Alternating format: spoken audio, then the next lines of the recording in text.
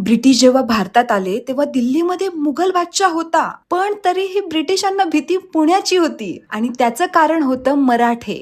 मराठे युद्ध हरूनही पुन्हा उभे राहत होते. व्हिडिओला सुरुवात करण्याच्या अगोदर जर का तुम्ही चॅनलवरती नवीन असाल तर आपल्या चॅनलला सबस्क्राईब करायला विसरू नका.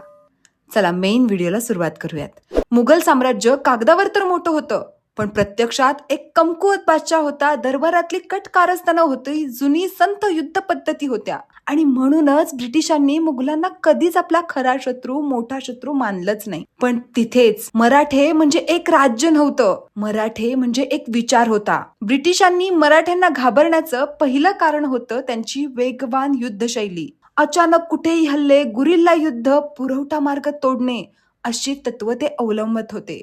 ब्रिटिश सैन्याला समजतच नव्हतं की हल्ला कुठून होतोय.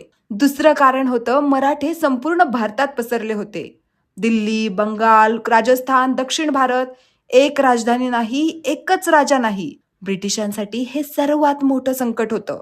तिसरं कारण मराठ्यांची खरी ताकद महसूल व्यवस्था. चौथ सरदेशमुखी, ब्रिटिश व्यापाऱ्यांकडूनही वसुली. ब्रिटिश कागदपत्रामध्ये स्पष्ट लिहिलंय, जोपर्यंत मराठ्यांची एकता अस्तित्वात आहे तोपर्यंत भारत आपण जिंकू शकत नाही.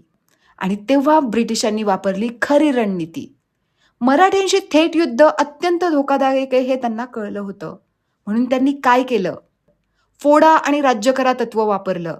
मराठा सरदारांमध्ये फूट पाडली, करार, सत्ता संधी दिल्या. ब्रिटिशांनी मराठ्यांना रणांगणावर नाही, राजकारणात हरवलं. ब्रिटिशांनी भारत जिंकला नाही, मराठे कमकुवत झाले म्हणून भारत पडला.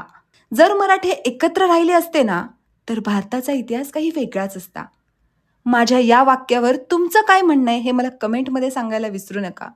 व्हिडिओ आवडला असेल तर लाईक, शेअर करा आणि अशाच इतिहासासाठी आपल्या चॅनलला आत्ता सबस्क्राईब करून ठेवा.